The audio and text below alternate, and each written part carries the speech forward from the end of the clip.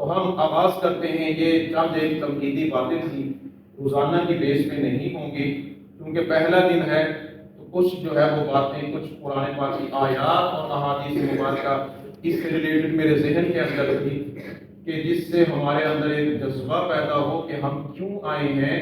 آخر ہم نے اپنی نیند کو، اپنے آرام کو قربان کیا ہے، تو اس پہ کیا ملے گا؟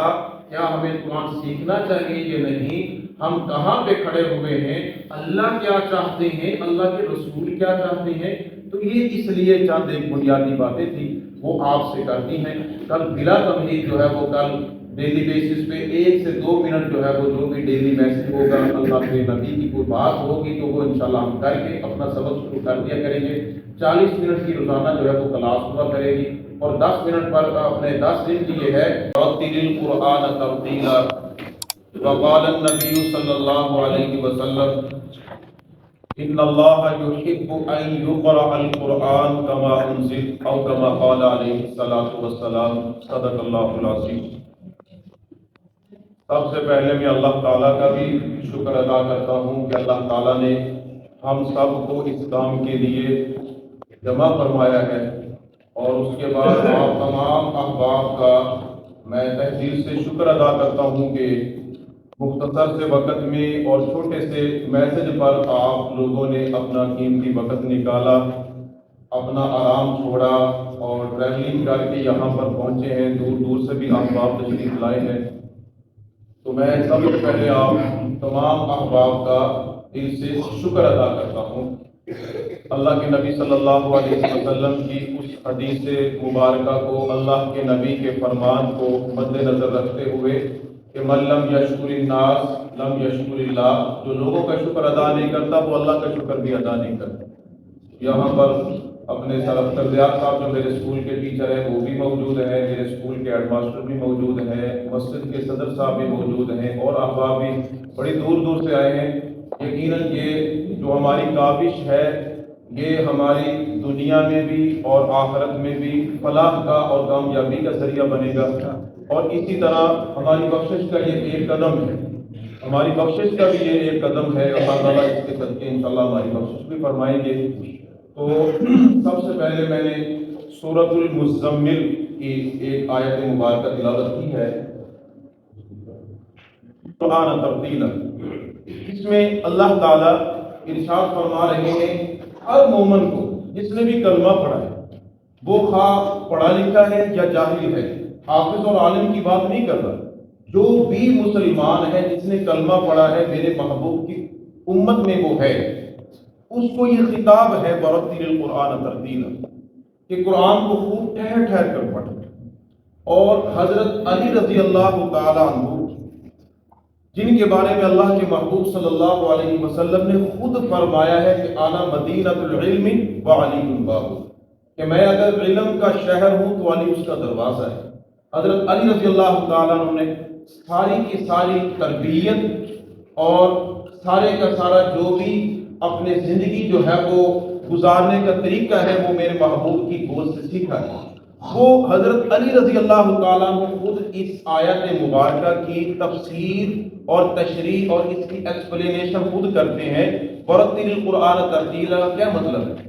وہ فرما رہے ہیں، حضرت علی کا قول ہے، یہ حضرت علی کا قول آپ سے نقل کر رہا ہوں، وہ فرما رہے ہیں کہ جب بھی دل قرآن تجویدا، جب بھی دل قرآن تجویدا، کہ قرآن پاک کو تم تجوید سے پڑھو۔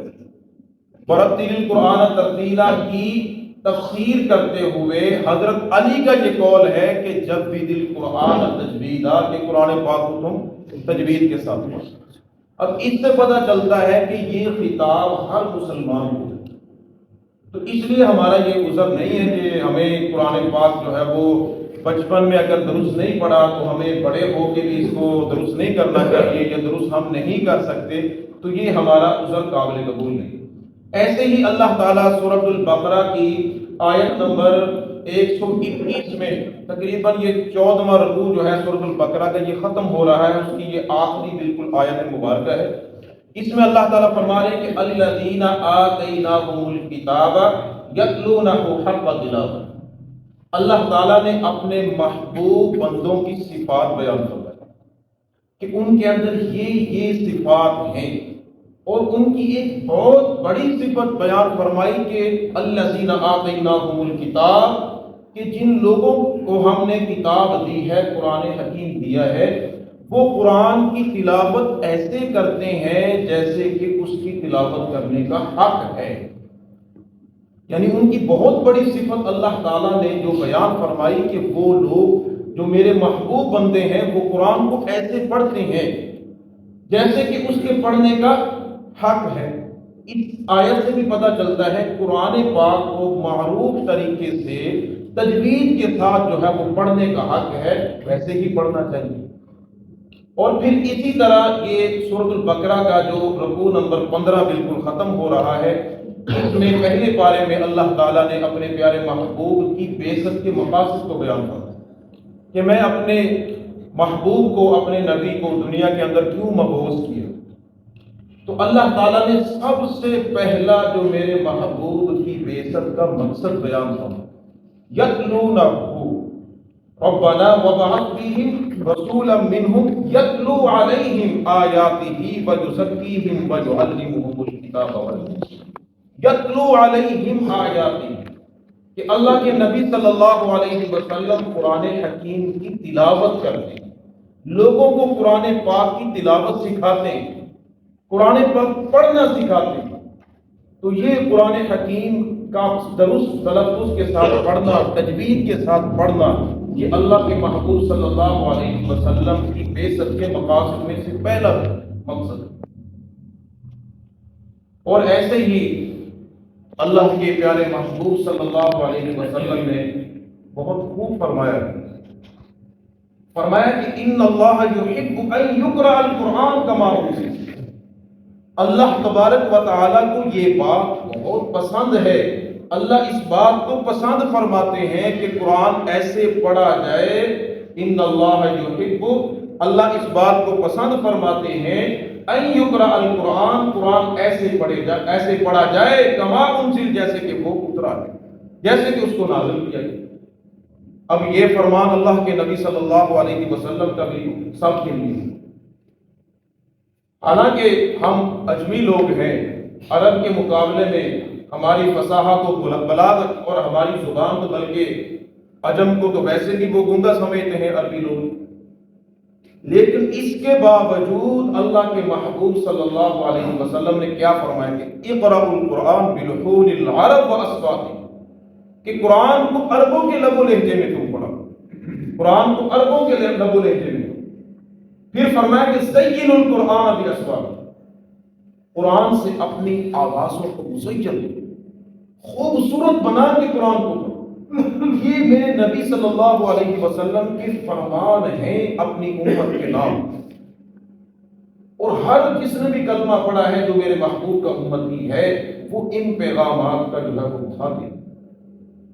اس لیے محترم سامعین، قرآن حکیم کی ان آیات کو اپنے سامنے رکھیں، اور اللہ کے نبی صلی اللہ علیہ وسلم سے ہمیں سچی عقیدت اور سچی محبت ہے۔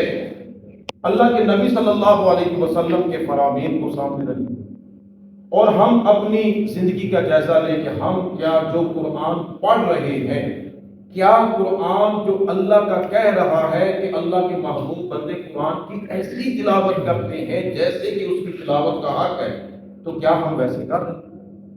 کیا ہم ایسی تلاوت کر رہے ہیں کہ جیسا قرآن نازل کیا گیا ہے، تجوید کے ساتھ، مخارج کے ساتھ، صفات کے ساتھ؟ تو ہم اس سے بہت پیچھے ہیں۔ اور کبھی بھی انسان کو مایوس نہیں ہونا چاہیے، مایوسی نہیں، بلکہ اللہ تعالیٰ کو یہاں تک فرماتے ہیں قل یا عبادی الذین اسرفوا علی انفسہم لا تقنطوا من رحمۃ اللہ۔ اے نبی، آپ اعلان فرمائیے کہ جن لوگوں نے حد سے تجاوز کیا ہے، اپنی جان پر ظلم کیا ہے، وہ بھی میری رحمت سے مایوس نہ ہوں۔ تو مایوس نہیں ہونا۔ ہم اس عمر میں پہنچ گئے ہیں، اپنی زندگی اپنے دیش کے اس حصے میں ہیں، اگر ہم اس حصے میں کوشش کریں گے تو ہمیں دوہرا اجر ملے گا۔ بچپن کے اندر بچہ بڑی جلدی سے فکر کرتا ہے، جیسے استاد پڑھ رہا ہوتا ہے ویسے وہ پڑھ لیتا ہے، لیکن بڑی عمر میں جا کے قرآن درست کرنا تھوڑا مشکل ہے، لیکن اس پہ اجر ڈبل ہے، دوہرا اجر جو ہے وہ اس پہ دیا جائے۔ کبھی بھی زندگی کے اندر یہ مایوس نہیں ہونا کہ ہماری اب زندگی جو ہے وہ 50 سال ہو گئی ہے، 60 سال ہو گئی، 70 سال بھی ہو گئی، آپ اللہ کا قرآن درست کر سکتے ہیں۔ قرآن ہو نہ ہو، جو ہماری یہ ایفرٹ اور کوشش ہے، یہ اللہ کو بڑی مانگے، اس پہ ہی اللہ نے اجر دے دیا، اسی پہ جو ہے وہ سب کچھ ہمیں دے دیا۔ اور اللہ تعالیٰ سورۃ القمر میں 27ویں پارے میں ایک سورت ہے، چھوٹی سی سورت، سورۃ الرحمن سے پہلے اللہ تعالیٰ ایک ہی سورت کے اندر وَلَقَدْ يَسَّرْنَا الْقُرْآنَ لِلذِّكْرِ، پھر 2-4 آیات کے بعد پھر فرمایا وَلَقَدْ يَسَّرْنَا الْقُرْآنَ لِلذِّكْرِ، پھر فرمایا 2-4 آیات کے بعد وَلَقَدْ يَسَّرْنَا الْقُرْآنَ لِلذِّكْرِ، پھر فرمایا وَلَقَدْ يَسَّرْنَا الْقُرْآنَ لِلذِّكْرِ۔ 4 مرتبہ اللہ تعالیٰ نے ایک ہی جملہ دہرایا ہے کہ ہم نے قرآن کو نصیحت حاصل کرنے کے لیے، یاد کرنے کے لیے، تذکر کے لیے ہم نے قرآن کو آسان ترین بنایا ہے۔ اللہ نے یہاں پر بڑی تاکید کے ساتھ فرمایا، کیوں نہیں فرمایا کہ قرآن آسان ہے؟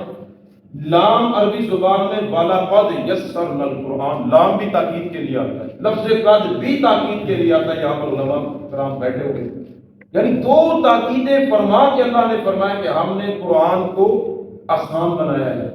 اور اگر ہم مشکل سمجھ رہے ہیں تو یہ شیطان کا وہم ہے، اور کچھ نہیں۔ اللہ فرما رہے ہیں کہ قرآن کو ہمارا خالق ہے، مالک ہے، ہمارا رب ہے، وہ فرما رہے ہیں قرآن آسان ہے، اور ہم کیسے کہیں کہ قرآن بہت مشکل ہے؟ نہیں، قرآن بہت آسان ہے، تھوڑی سی ہم کوشش کریں۔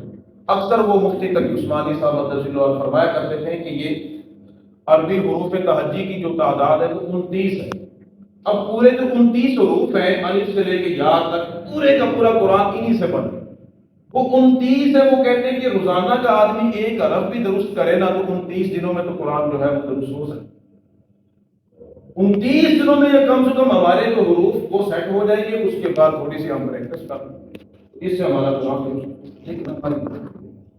اس طرف ہمیں قرآن کی طرف لوٹ کر ہمیں آنا ہوگا۔ اگر ہم دنیا کے اندر ترقی چاہتے ہیں، کامیابی چاہتے ہیں، ہمیں پھر قرآن کی طرف آنا ہے۔ تو جیسے میں نے عرض کیا کہ اللہ تعالیٰ نے سورۃ القمر میں 4 مرتبہ فرمایا وَلَقَدْ يَسَّرْنَا الْقُرْآنَ وَلَقَدْ يَسَّرْنَا الْقُرْآنَ۔ تو اس سے میں اکثر کہا کرتا ہوں کہ انسانی جو زندگی ہے 60-70 سالہ، اس کے بھی 4 مراحل، انسانی زندگی کے 4 مراحل۔ ایک بچپن ہے، قرآن کا حق یہ تھا کہ مسلمان پہ کہ مسلمان بچہ جو ہے وہ بچپن میں اللہ کے قرآن کو پڑھتا، اس کو سیکھتا۔ اللہ نے پہلی مرتبہ فرمایا وَلَقَدْ يَسَّرْنَا الْقُرْآنَ۔ انسان کسی بھی وجہ سے کچھ وجوہات کی بنا پہ بچپن میں اللہ کا قرآن نہیں سیکھ سکا، اللہ نے پھر فرمایا وَلَقَدْ يَسَّرْنَا الْقُرْآنَ۔ انسان بالغ ہو گیا ہے، اب انسان بالغ ہو گیا ہے، نماز روزہ جیسے فرض ہے ایسے قرآن کا سیکھنا جو ہے وہ فرض ہے۔ انسان بچپن بھی گزار دیا، بلوغت بھی گزار دی، انسان کی زندگی کو 30-35 سال انسان میچور ہو گیا ہے، اپنے فائدے کو، اپنے جو ہے وہ نقصان کو اچھی طرح سے سمجھتا ہے۔ اگر انسان بچپن میں بھی اللہ کا قرآن نہیں سیکھ سکا، بالغ ہونے کے بعد 15 سال پہ 18 سال پہ نہیں سیکھ سکا، انسان 30-35 سال کا ہو گیا، 40 سال، اللہ نے تیسری مرتبہ پھر فرمایا وَلَقَدْ يَسَّرْنَا الْقُرْآنَ، اے انسان آپ بھی قرآن کو سیکھ۔ انسان نے جوانی کے اندر بھی نہیں سیکھا، انسان بڑھاپے کی دہلیز پہ قدم رکھ چکا ہے، 60 سال انسان کی زندگی ہے، 65 سال ہے، 70 سال۔ اللہ نے چوتھی مرتبہ سورۃ القمر میں فرمایا کہ وَلَقَدْ يَسَّرْنَا الْقُرْآنَ لِلذِّكْرِ، کہ اے انسان اب بھی تو قرآن کو سیکھ لے، اس کے بغیر تیرا گزارا نہیں۔ اللہ نے 4 مرتبہ جو ہے وہ سورۃ القمر میں فرمایا۔ اور جامع ترمذی کی ایک حدیث جو ہے وہ بار بار صبح کی یاد آ رہی تھی، بس وہ حدیث سنا کے پھر ہم انشاءاللہ کام شروع کرتے ہیں۔ جامع ترمذی کے اندر اللہ کے نبی صلی اللہ علیہ وسلم کا فرمان ہے کہ فَإِنَّ الْمُعَلِّمَ إِذَا قَالَ لِصَبِيٍّ قُلْ بِسْمِ اللَّهِ الرَّحْمَنِ الرَّحِيمِ فَقَالَ كَتَبَ اللَّهُ بَرَاءَةً لِلصَّبِيِّ وَبَرَاءَةً لِلْمُعَلِّمِ وَبَرَاءَةً لِأَبَوَيْهِ مِنَ النَّارِ، کہ جب بچہ قرآن پڑھنے کے لیے پہلے دن استاد کے پاس جاتا ہے، وہ خواہ مسجد ہو یا مدرسہ ہو، جہاں بھی قرآن پڑھنے کے لیے پہلے دن نورانی قاعدہ وغیرہ پڑھنے کے لیے پہلے دن بچہ جو ہے استاد کے پاس جاتا ہے، استاد فقط اس کو بسم اللہ پڑھاتا ہے۔ جامع ترمذی حضرت عبداللہ ابن عباس رضی اللہ عنہ اس حدیث کے راوی، اللہ کے نبی صلی اللہ علیہ وسلم نے فرمایا کہ استاد فقط اس کو بسم اللہ پڑھاتا ہے پہلے، اللہ کی رحمت اس میں اتنی جوش میں آتی ہے، فوراً اللہ فرماتے ہیں کہ اے جبرائیل فوراً اس بچے کو جہنم سے بری کر دے۔ براءۃ للصبی جامع ترمذی کا، اس بچے کو فوراً، ابھی کہ معصوم بچہ ہے لیکن آج ہی اللہ نے اس کو جہنم سے بری کر دیا۔ پھر فرمایا کہ وبراءۃ للمعلم، اس بچے کا جو استاد ہے جس نے بسم اللہ پڑھائی ہے اس کو جہنم سے بری کر۔ یہاں بس نہیں ہے، پھر یہ کتاب کیسی جو ہے وہ، پھر فرمایا کہ وبراءۃ لأبویہ من النار، اس بچے کے والدین کو جس نے اپنے بچے کو قرآن پڑھنے کے لیے بھیجا ہے اس کو بھی جہنم سے آج بری کر۔ دنیا کی کوئی ڈگری، کوئی سرٹیفکیٹ، کوئی ایسی کتاب کہ جس کے پڑھنے پہ والدین کی بخشش ہو جائے نہیں، صرف اللہ کا قرآن۔ تو جیسے بچہ پہلے دن پڑھنے کے لیے بسم اللہ الرحمن الرحیم پڑھتا ہے، استاد پڑھاتا ہے، اس کی برات ہے جہنم سے وہ بری ہے، ایسے انشاءاللہ مجھے اللہ سے کبھی امید ہے کہ آج ہم بھی قرآن پڑھنے کے لیے آئے ہوئے، انشاءاللہ اللہ ہماری بھی اس کے صدقے بخشش فرمائے گا اور ہمارے والدین کی بھی اس کے ذریعے بخشش فرمائے گا۔ ہم اس وقت اس حدیث کے مثال ہم بھی قرآن پڑھنے کے لیے یہاں پہ اکٹھے ہوئے ہیں، بے شک ہماری ایج 60 سال ہے، 50 سال ہے، لیکن آج ہم قرآن کے طالب بن کے، قرآن کے اسٹوڈنٹ بن کے یہاں پر جو ہے وہ آئے ہیں قرآن پڑھنے کے۔ اور آخری حدیث آپ کے سامنے بھی ہے، خیرکم من تعلم القرآن وعلم، تم میں سے بہتر وہ ہے، یہ یہاں پر بہتر کا لفظ بلکہ اس کا ترجمہ یہ بنتا ہے کہ تم میں سے سب سے بہترین وہ ہے جو قرآن سیکھے اور دوسرے۔ یہ ترجمہ میں اس لیے کر رہا ہوں کہ عربی زبان کے اندر پورے قرآن پاک کے اندر اور احادیث کے اندر لفظ خیر جو ہے، خیرکم من تعلم القرآن وعلم، یہ اس حدیث کا ترجمہ حضرت عثمان غنی رضی اللہ تعالیٰ نے اس حدیث کے راوی۔ لفظ خیر جو ہے وہ عربی زبان میں بطور سپرلیٹو ڈگری کے استعمال ہوتا ہے، اس سے اوپر کچھ نہیں ہے، یہ سب سے اوپر والی ڈگری ہے، سب سے اوپر کہ تم میں سے سب سے بہتر وہ ہے، تم میں سے سب سے بہترین وہ ہے جو قرآن کو سیکھے اور دوسروں کو سیکھے۔ اس لیے آج الحمدللہ ہم اس حدیث کا بھی مصداق، اس حدیث کا ہم مصداق ہیں کہ ہم بھی آج اللہ کا قرآن سیکھنے کے لیے ہیں، اور اللہ کے قرآن کی ایک فقط آیت جو انسان صحیح کرتا ہے، درست تلفظ کے ساتھ پڑھتا ہے، صحیح قرآن کی ایک آیت، اِنَّا أَعْطَيْنَاكَ الْكَوْثَرَ، یہ ایک قرآن پاک کی آیت ہے، مکمل آیت ایک، الرحمن یہ ایک قرآن پاک کی مکمل آیت۔ حدیث مبارکہ میں آتا ہے جو انسان قرآن کی ایک آیت سیکھتا ہے، ایک آیت فقط، اللہ تعالیٰ اس انسان کو 100 رکعت نماز نفل پڑھنے کا ثواب عطا کرتا ہے، ایک آیت کے سیکھے۔ اور جو ایک مکمل چیپٹر، جو ایک مکمل سورت سیکھتا ہے، اللہ تعالیٰ اس انسان کو 1000 رکعت نماز نفل پڑھنے کا ثواب دیتا ہے، ایک سورت میں فقط۔ اب ہم میں سے کسی کے اندر اتنی ہمت اور طاقت نہیں ہے کہ ہم 100 رکعت ایک رات میں پڑھیں، روزانہ پڑھیں، اتنی ہمت نہیں، لیکن قرآن کی ایک آیت کی جو ہے وہ پڑھنے پر، ایک آیت کے سیکھنے پر اللہ تعالیٰ 100 رکعات کا ثواب عطا کرتا ہے۔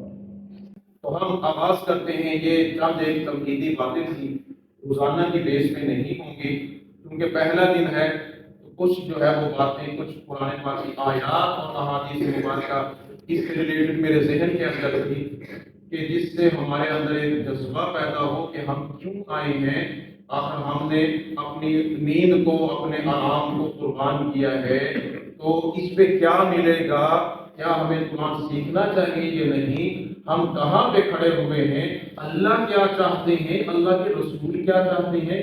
تو یہ اس لیے چند ایک بنیادی باتیں تھی، وہ آپ سے کرتی ہیں۔ کل بلا تمہید جو ہے وہ کل ڈیلی بیسس پہ 1 سے 2 منٹ جو ہے وہ جو بھی ڈیلی میسج ہوگا، اللہ کے نبی کی کوئی بات ہوگی تو وہ انشاءاللہ ہم کر کے اپنا سبق شروع کر دیا کریں گے۔ 40 منٹ کی روزانہ جو ہے وہ کلاس ہوا کرے گی، اور 10 منٹ پر اپنے 10 دن کی یہ ہے، اور آخری دن ہماری کوشش ہوگی، ہم کوشش کر بھی رہے ہیں کہ کراچی سے ہمارے بہت بڑے مفکر، بہت بڑے مفتی اعظم مفتی ابو لبابہ شاہ منصور صاحب تشریف لا رہے ہیں 16 تاریخ کو، جس دن ہمارا آخری درس ہوگا۔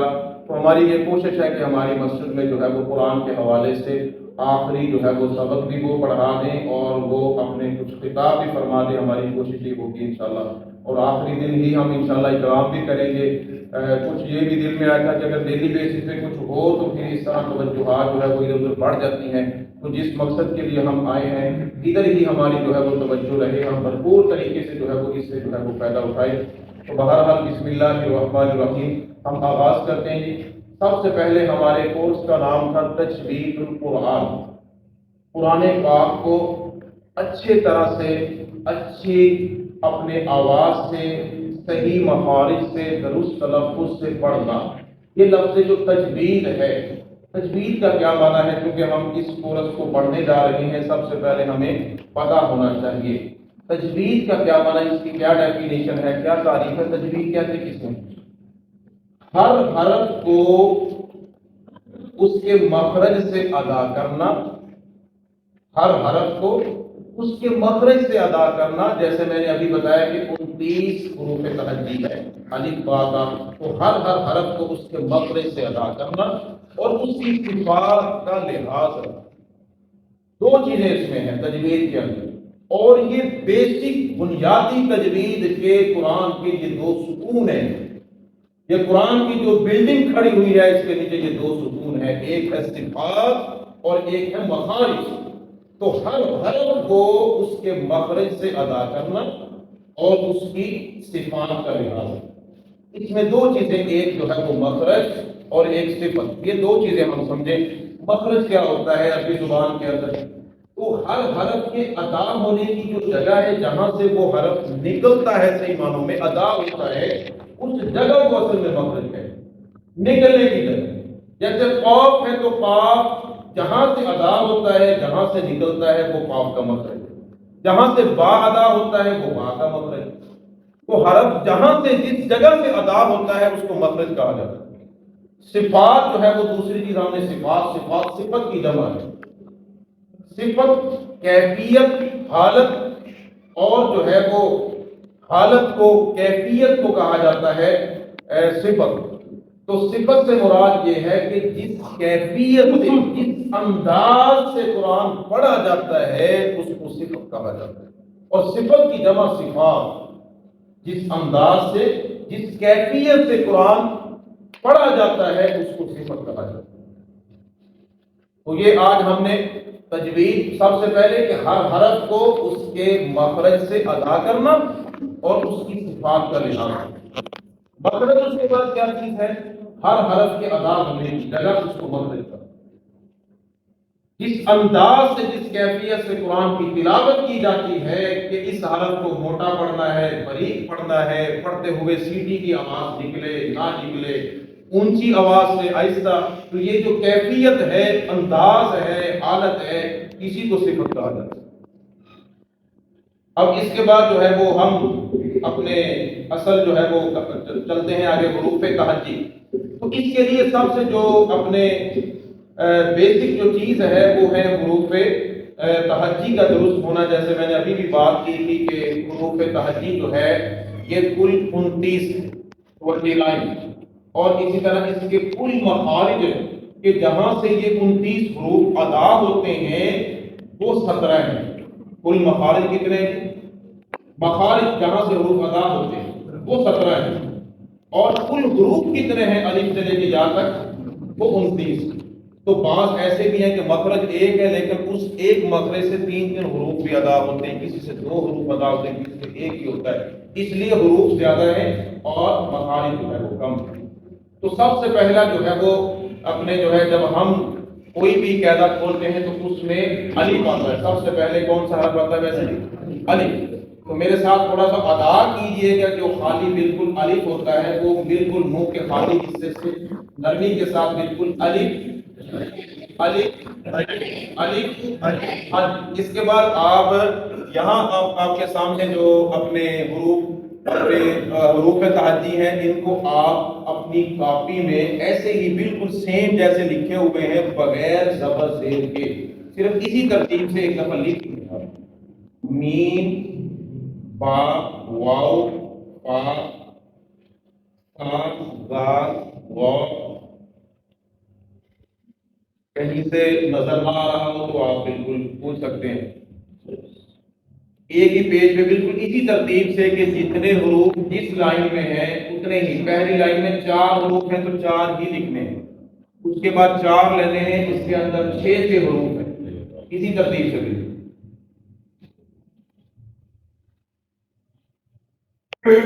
جو حروف تہجی ہیں، ہم عام طور پر جو اپنے قاعدہ پڑھتے ہیں تو اس میں الف با تا تھا سے شروع ہوتا ہے، تو ہم نے یہ جو ترتیب رکھی ہے یہ اپنی سہولت کے لیے ہے۔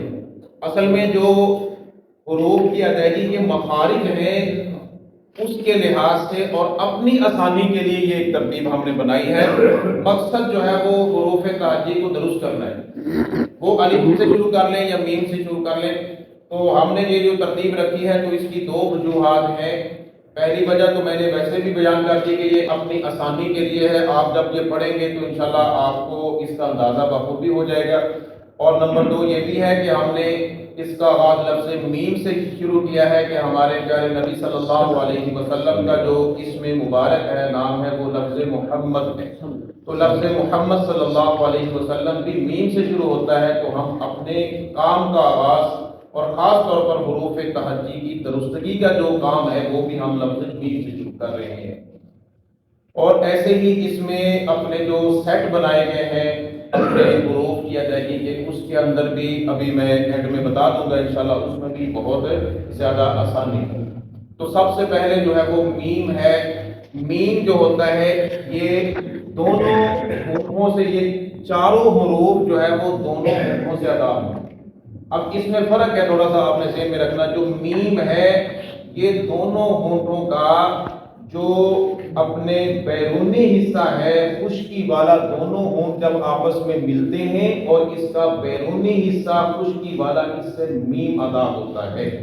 اور دونوں ہونٹ جب ملتے ہیں، ان کا جو اندرونی حصہ ہے تری والا، دونوں ہونٹوں کا بیرونی حصہ اس سے میم، اور دونوں ہونٹوں کا جو اندرونی حصہ ہے تری والا، اس سے با ادا ہوتا ہے۔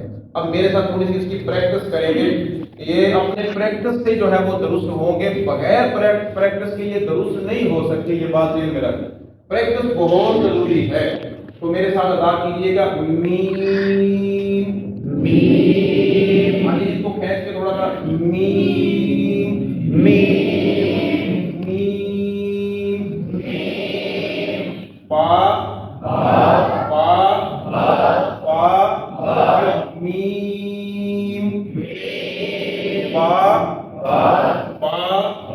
ایسے ہی دونوں ہونٹوں کو ملا دے، گول کریں دونوں ہونٹوں کو گول کرنے سے واو ادا ہوتا ہے، واو۔ آج کے بعد وا نہیں پڑھنی ہم نے، اس کو واو پڑھتے ہیں، اور دونوں ہونٹوں کو گول کر کے واو واو، تھوڑا سا اگر کھینچ کے بھی اس کو واو واو۔ اس کے بعد فا ہے، اوپر والے 2 دانت، اوپر والے جو 2 دانت ہیں یہ نیچے والے ہونٹ کے اندرونی حصے پہ ٹچ کریں گے، لگیں گے، تو اس سے فا ادا ہوتا ہے، فا فا فا۔ ہمارا پھر یہ ہمیں نہ بھی پتا چلے کہ یہ کہاں سے ادا ہوتا ہے، لیکن ہم تھوڑی سی پریکٹس کریں گے انشاءاللہ، اس سے ہمارے حروف صحیح ہو جائیں گے۔ اور مقصد حروف کو درست کرنا ہے، یہ جو ہے وہ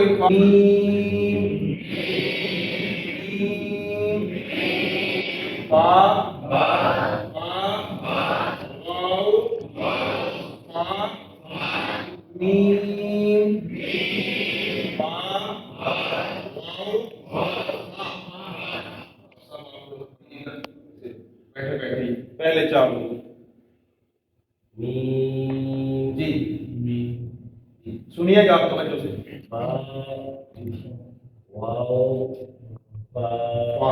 جی ماشاء اللہ، جی صاحب آپ بھی، میم با واو فا، واو کو تھوڑا سا اور کہتے ہیں، واو۔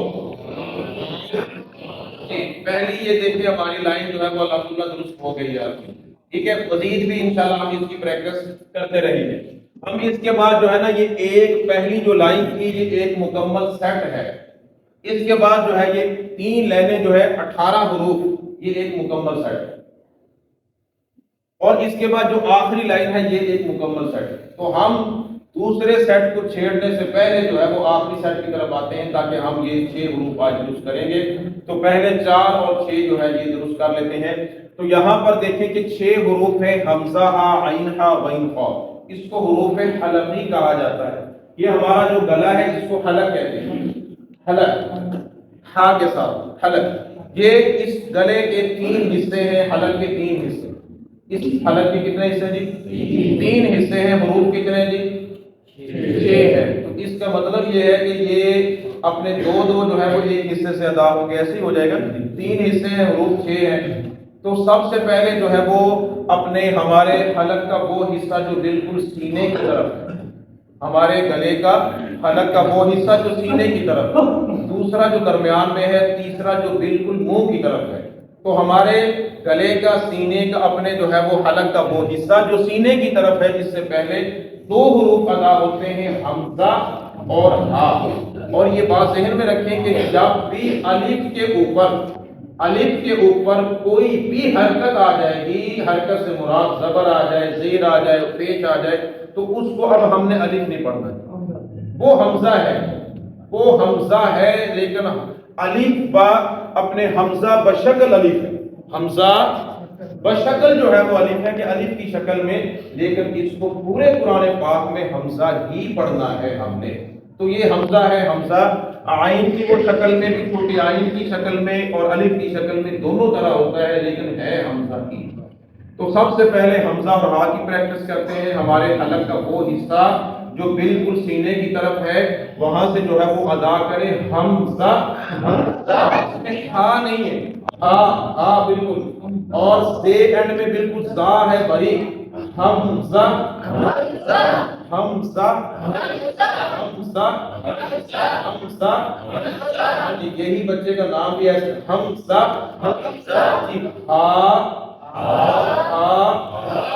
جیسے جو ہے انسان سینے سے نکالتا ہے نا، بالکل سینے کی طرف حلق کا جو حصہ سینے کی طرف ہے، تو اس سے ہا،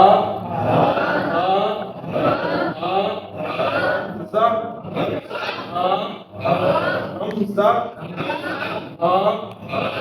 اس سے آگے عین اور عین، عین اور ہا یہ حلق کا درمیان والا حصہ ہے، جس کو وسط حلق بھی کہا جاتا ہے۔ تو میرے ساتھ پڑھیے گا، تھوڑا سا حلق کو دبا کے، کھینچ کے، حلق کو دبا کے، عین، ماشاءاللہ بہت اچھا آپ نے پڑھا ہے، عین، عین،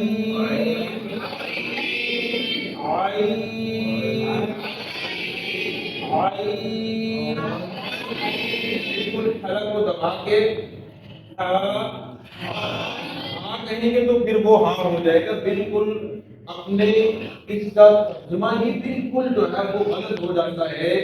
ہم یہاں پر مسجد میں ہیں، لیکن جو ہے وہ اگر ہم سوچیں ہمارا قرآن کیسا ہے، ہماری تجوید کیسی ہے، لفظ سورۃ الفاتحہ، قرآن سورۃ الفاتحہ سے الحمد سے شروع ہو رہا ہے، پہلا لفظ ہی الحمدللہ ہا کے ساتھ ہے، اس ہا کے ساتھ، لیکن ہم بعض اوقات الحمد بالکل غلط ہے، اور میننگ اس کے ساتھ اس کے کتنا فرق ہے۔ الحمد ہا کے ساتھ اس کا معنی یہ کہ تمام تعریفیں اللہ کی، اور الحمد ہا کے ساتھ اگر پڑھیں گے نعوذ باللہ، نعوذ باللہ یہ ترجمہ بنتا ہے، ساری کی ساری خرابیاں اللہ کی۔ اب اس سے اندازہ کریں کہ ہماری تجوید کی کتنی ضرورت ہے۔ صرف ہا اور ہا کے فرق سے میننگ بالکل چینج ہوگی، بالکل میننگ۔ اور ایسے ہی اپنے ہم عام طور پر جو ہے وہ عربی کے اندر اسم کا معنی ہمیں پتہ ہے کہ اسم کا معنی نام ہوتا ہے، اسمی محمد ظفر صدیق، اپنے مسم کا عام طور پہ جو ہے وہ عربی کے اندر جو ہے وہ اسم کا معنی سین کے ساتھ جب اسم سین کے ساتھ ہو تو اس کا معنی نام، اور اسم جب تھا کے ساتھ ہوگا تو اس کا معنی گناہ ہے۔ اتنا یہ عربی زبان فصیح و بلیغ۔ ایسے ہی والتین والزیتون، تین جب تا کے ساتھ ہوگا، تین اس کا معنی انجیر، اور طا کے ساتھ ہوگا تین تو پھر اس کا معنی ہوتا ہے مٹی۔ اور ایسے ہی اپنے سورۃ قریش کے اندر لإیلاف قریش ایلافہم رحلۃ الشتاء والصیف، صاد کے ساتھ ہم بس صحیح پڑھ دیتے ہیں، سواد کے ساتھ اس کا معنی ہوتا ہے موسم گرما، اور سعید کا معنی ہوتا ہے تلوار۔ اتنا فرق ہے۔ عام طور پر ہم جو قل هو اللہ احد، قل هو اللہ، ہم اس کو پڑھ دیتے ہیں قل هو اللہ۔ اب کل کا معنی ہوتا ہے، یہاں پہ علماء قرآن موجود ہے، کل کا معنی جو ہم پڑھتے ہیں اس کا معنی آپ فرما دیجئے، آپ کہہ دیجئے نہیں ہے۔ وہ جب ہم کل کہیں گے پھر وہ معنی بنے گا بڑے قاف سے۔ کل کا معنی ہے آپ فرما دیجئے، آپ کہہ دیجئے۔ کل کا معنی ہوتا ہے آپ کھائیے، آپ کے سامنے کچھ چیز کھانے والی ہے، آپ کھائیے، کل کا معنی۔ کتنا فرق ہے کل اور کل میں، سعید اور سوئید میں کتنا فرق ہے، تین اور تین میں کتنا فرق ہے، اسم اور اسم میں جو ہے وہ کتنا فرق ہے۔ قلب، آخری مثال، قلب بڑے قاف کے ساتھ، قاف لام با، قلب کیا معنی ہوتا ہے؟ دل۔ ان فی ذلک لذکریٰ لمن کان لہ قلب۔ لیکن اگر ہم اس کو چھوٹے قاف کے ساتھ جیسے ہم پڑھتے ہیں تجوید درست نہ ہو، قلب کا معنی کیا ہوتا ہے؟ ٹوٹا معنی۔ دیکھ لیں کہ کتنا جو ہے وہ میننگ جو ہے وہ چینج ہو جاتا ہے، تبدیل ہو جاتا ہے، اور کتنی تجوید کی ضرورت ہے۔ اللہ تعالیٰ ہمیں سیکھنے کی توفیق عطا فرمائے۔ تو اس کے بعد تو اس طرح بالکل حلق کے درمیان سے، حلق کو تھوڑا دبا کے،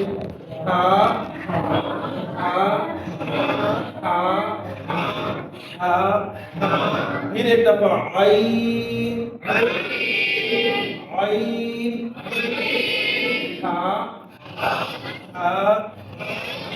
حلق کا وہ حصہ جو منہ کی طرف ہے، بالکل جو ہمارا حلق کا آخری حصہ منہ کی طرف ہے، اس سے یہ دو حروف ادا ہوں گے۔ موٹا کر کے پڑھنا ہے، غین، غین،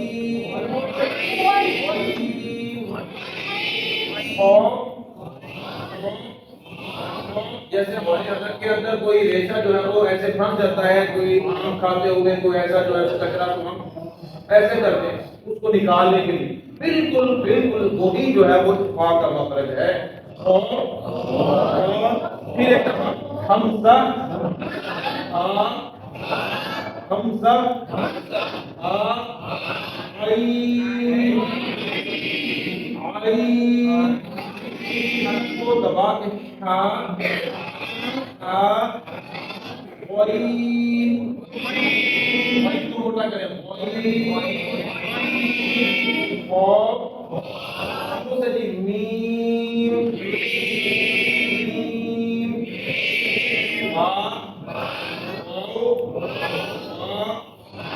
میم، میم،